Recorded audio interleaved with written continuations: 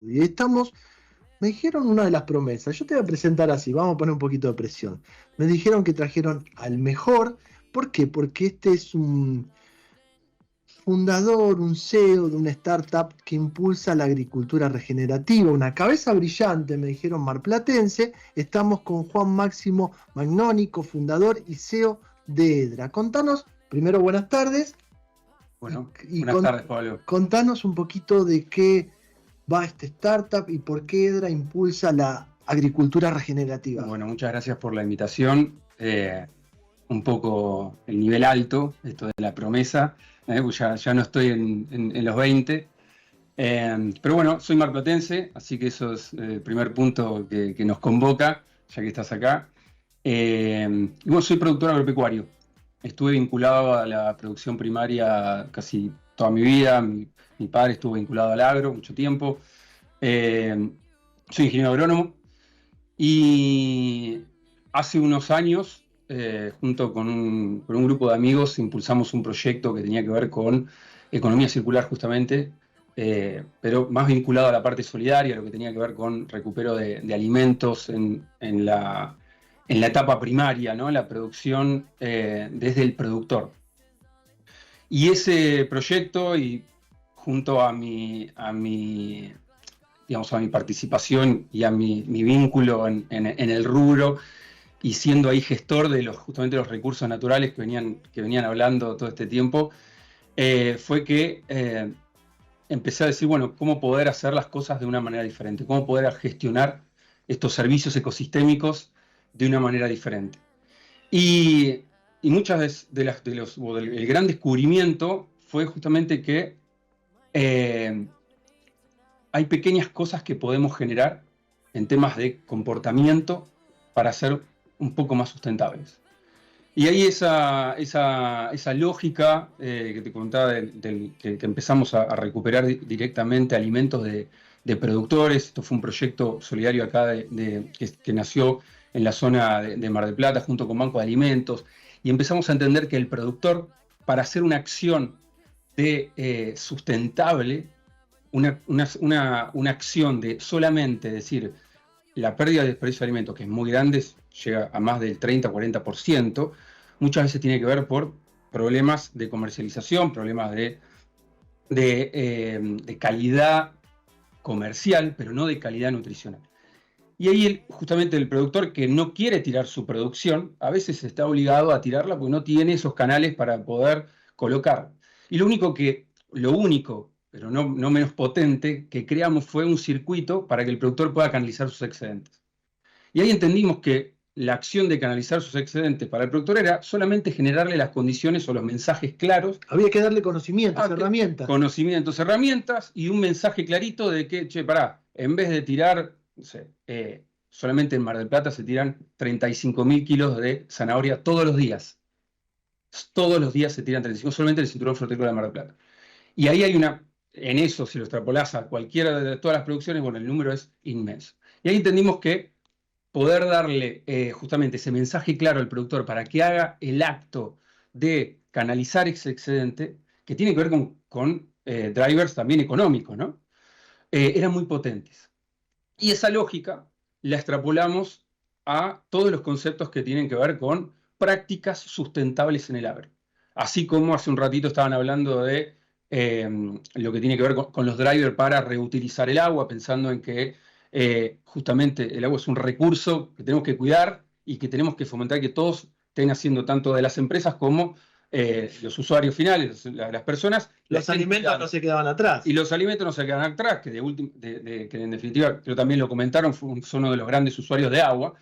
Y ahí entender que hay un montón de prácticas que el productor, que es el gestor, que es digamos, para nosotros como sociedad, es el actor que está interactuando con los recursos naturales. Es el que está gestionando los recursos naturales. O sea, la factura que te estás por comer dentro de un ratito, bueno, ahí atrás hay un productor de trigo que generó el trigo para hacer la harina, y ese productor de trigo gestionó agua, suelo y aire para poder generar esa harina. Y ahí ese productor tiene un montón de oportunidades para mejorar o hacer las cosas de una manera diferente, justamente cuidando esos recursos. Y es así que hace 1 año y medio, ya se van a cumplir 2 años ahora a fin de año, armamos una startup, somos un grupo de amigos de acá de Mar del Plata, en el cual lo que hacemos es generar condiciones para la implementación de prácticas sostenibles. ¿Cómo lo hacemos?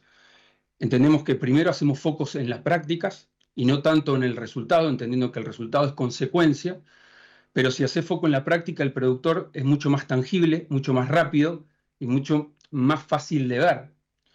Y cuando hablo de prácticas, esto, canalizar excedentes de producción, devolución de envases fitosanitarios, cultivos de cobertura, áreas de conservación, bajar la cantidad de ingrediente activo por superficie, o sea, cuestiones prácticas que a la larga van a generar resultados positivos en el ambiente.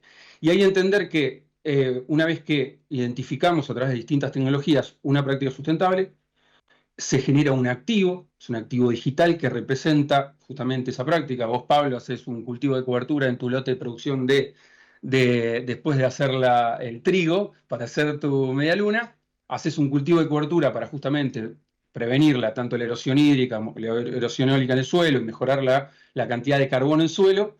Bueno, por esa práctica se te genera un activo, tenemos una plataforma, ese activo se te aloja en la plataforma y las empresas que están alrededor de Pablo, de ese productor de trigo, que son empresas de fertilizantes, empresas de insumos, empresas que te compran, los molinos que te compran esa harina, empresas de maquinarias, que todas tienen objetivos de sustentabilidad y que todas necesitan demostrar que su matriz de abasto está alineada o que está en una transición hacia agricultura sustentable, pueden adquirir esos activos generándole incentivos económicos al productor por llevar adelante esa práctica. Para esto lógicamente lo pusimos a la práctica, hicimos una prueba piloto, convocamos productores, convocamos empresas que quisieran ser parte de los esfuerzos ambientales que iban a generar esos productores. Los productores empezaron a hacer estas prácticas tan simples. Canalizaron excedente de producción, recuperamos más de 100 toneladas de alimentos. Ahí te puedo hacer un alto en ese cambio de, digamos, de práctica, de llevarlo a la buena práctica. ¿Había mucha diferencia de lo que se estaba haciendo normalmente a lo que se hace hoy? ¿O era muy poquito el cambio? Lógicamente hay muchísimo por hacer. Hay prácticas que son muy sencillas y que requieren justamente esto, Había un una falta de comportamiento conocimiento, diferente, ¿no? falta de conocimiento, generarle justamente unas condiciones muy simples para que el productor, como de vuelta. Hoy hay una ley por ejemplo, para lo que es la recuperación de envases de fitosanitarios, hay todo un sistema de gestión para entregarlos y demás, y lo que falta es que el productor del campo lo lleve hasta ese lugar, nada más. No tiene una inversión demasiado grande, pero faltaban los drivers para cambiar ese comportamiento de ir a devolverlo. Y bueno, pudimos recuperar más de 10.000 kilos de envases de fitosanitarios, o sea que el productor, por recibir estos activos, por haber hecho esa práctica, estaba, digamos, motivado a seguir haciéndolo. Sí, sí, le habías puesto la zanahoria. Le pusimos la zanahoria. Entonces, estos productores en esta prueba piloto que hicimos, de vuelta, generaron recupero de alimentos, devolución de envases, generaron cultivos de cobertura para conservar el suelo, generaron áreas de conservación, linderas a los lotes productivos, y esos activos que generaron por haber hecho esas prácticas fueron adquiridos por empresas que le proveen o le compran su producción. Empresas en este caso, de maquinaria, empresas de coadyuvantes, empresas de fitosanitarios, empresas de fertilizantes, le iban comprando esos activos y estas empresas se quedan de alguna manera, con el certificado de que su propia cadena productiva es sustentable. Hiciste una tokenización de prácticas sustentables.